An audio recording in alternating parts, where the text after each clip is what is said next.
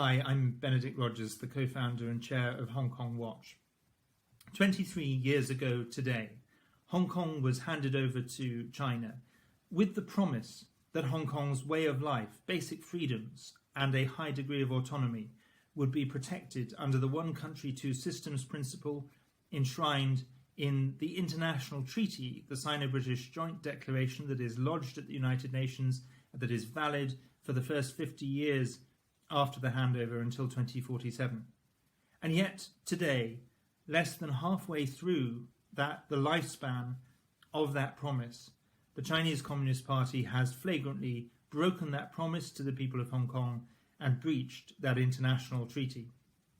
The imposition of the national security law on Hong Kong poses a grave threat to Hong Kong's basic freedoms, which have already been seriously eroded over recent years.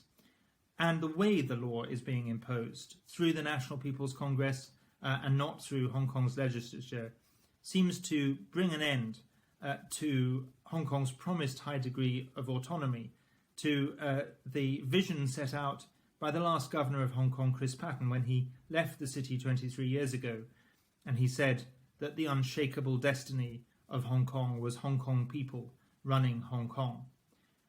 But I would say only temporarily, for whilst Hong Kongers everywhere in Hong Kong and around the world are in fear for the future of Hong Kong, in fear for their own safety, in fear for their freedoms, and mourning the loss of the city they once called home.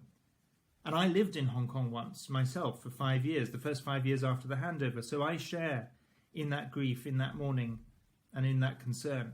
But I want to say to us all that after darkness comes sunlight, after the night comes the dawn.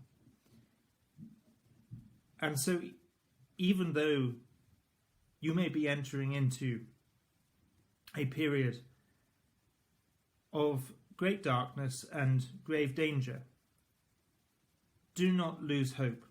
Firstly, please know that your friends around the world will continue to shine a light on the situation in Hong Kong, will continue to hold the light of freedom for you, and will continue to speak out for you. Myself and my team in Hong Kong Watch, our friends in parliaments around the world, our friends beyond that, will continue to speak out for Hong Kong, and now more than ever. So we are still with you. And even if we're not able to have as much contact with you as we have had in the past, we will keep speaking and we will keep fighting. But I know, secondly, that so many Hong Kongers have the most amazing courage, determination, entrepreneurialism, creativity, and I know that you'll find ways to keep that candle of freedom burning, to keep that hope alive, to keep that fight going in different ways, maybe in more creative ways, maybe in quieter, more subtle ways, but I know that you will do that.